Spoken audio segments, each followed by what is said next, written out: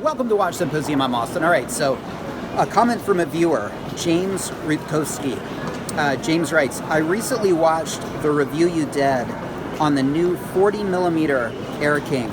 You mentioned that you did not like the bold transitional pieces like the AK-40 and the Tudor North Flag for investment pieces. I'm sure I'm messing up the actual words you used. Okay, let's just stop there for a second.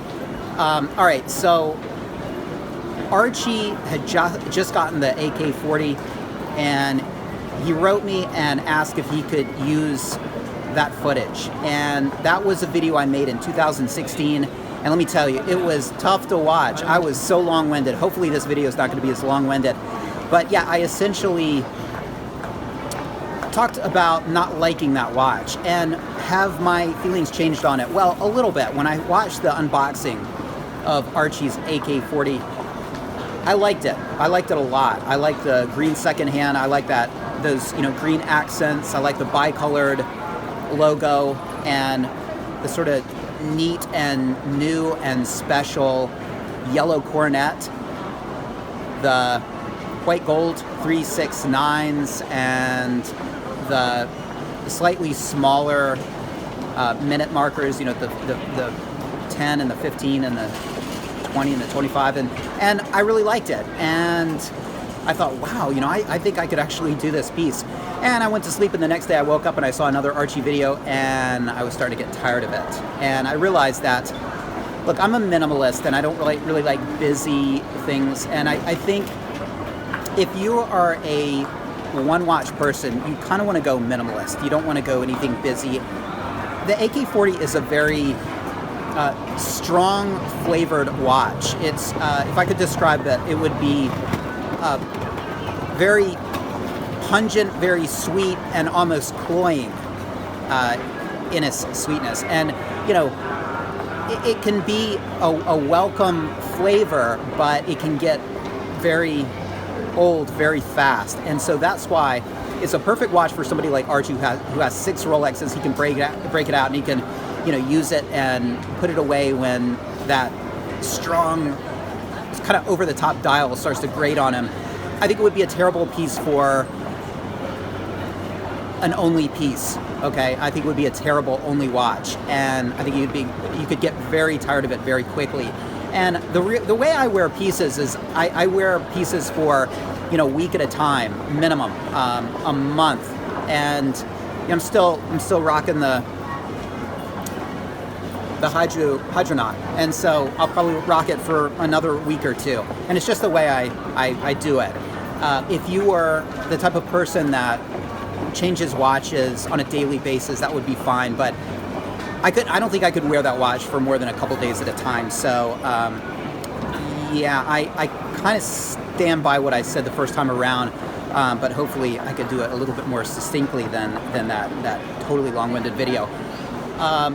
Tudor North Flag, still dislike it, and I wouldn't look twice at that watch.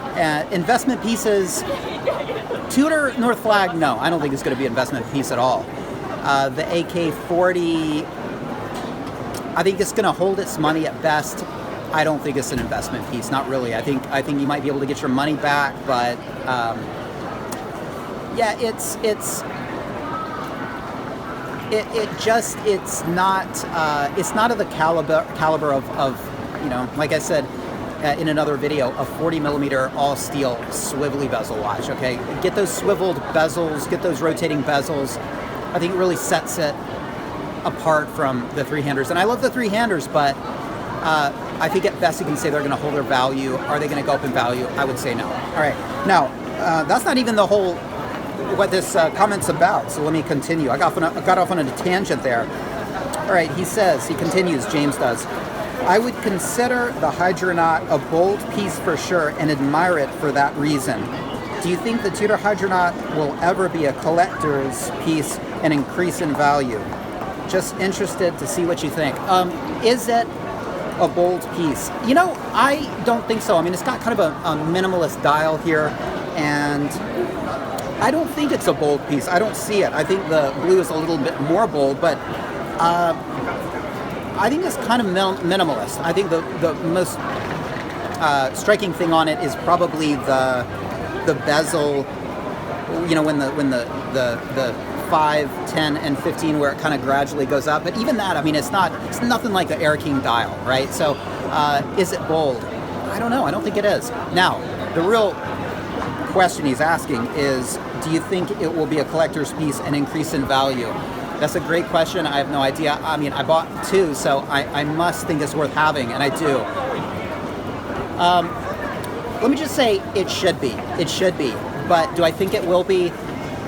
I really don't know, and I have a feeling it may not, and here's why. Nobody really knows about that watch. You know, I went for years being a watch guy, and I never even knew what a Hydronaut was, and people looking for the Hydronaut might inadvertently stumble on the Hydronaut 2, and man, the Hydronaut 2 is totally different aesthetic, and it's ugly enough that I think it's enough to turn anybody away from any Hydronaut. Now, some people said that my Hydronaut's ugly. Well, Hydronaut 2, Google that, because let me tell you, I think any watch is beautiful compared to a Hydronaut 2. That said, I sort of kind of like the Hydronaut 2 just because it's so ugly. Would I ever get one? No. But they really went off the deep end with that, and that was the first and the last nail in the coffin of this Hydronaut. Okay, it was a total failure. But will this watch become a collector's piece? I don't think so. It's a forgotten relic of Tudor, and I have a feeling that really, you know, unless you're talking a Tudor sub, that most Tudors aren't going to go the way of Rolex. Yeah, there's that Rolex association, but Rolex is Rolex and Tudor is Tudor, and Tudors just don't have the collectability. And again, if you're talking an old Tudor sub made with Rolex parts, yes, I still think they're overpriced as is, okay, right now at 7,000 USD. I think that's insane. I would never buy one for that. But if I had one, I wouldn't sell it for 7,000 either. I'd hold on to it to see what happens. And I'm talking the Tudor sub made with Rolex parts. This is a different kind of watch, and I think this will likely be forgotten in history. I could be wrong. I hope it's wrong. I should be wrong. It should be a collector's item because it's an interesting transitional watch. It's a great watch and very quality, and I think it's a good looking watch, and I think it's very unique, and it puzzles me why people aren't going crazy about it. But do I think it's going to change in the future and become collectible? If I had to put my money down, which I guess I kind of did put my money down on a Hydronaut in a couple ways, if I did have to make a bet, I would say no. I think at best you'll be able to get your money out in the future, but do I think you're going to see Hydronauts raised to, you know, 3, 4, 5,000 USD? I don't think so. I don't think so. I think mid-2s, but in 10 years, that could change. In 20 years. The death of the Hydronaut, if anything, is going to be the fact that nobody knows about it. There's not a lot of literature about it, and it's just something that it's not on people's radar, and that's going to be the death of it if it does have a death. But I'm trying. I'm making videos. I'm trying to. I'm pumping it. I'm pumping it before I dump. No, I'm not going to dump them. I love them. I love this watch. But yeah, if I had to put my money down, I'd say no. Don't think so. You get a Tudor Hydronaut because it's new, different, and it's a Tudor, and it's rare, and it's cool, and you probably will never see one on another person's wrist. And they're tough to get, too. You can't find a good example now for a decent price.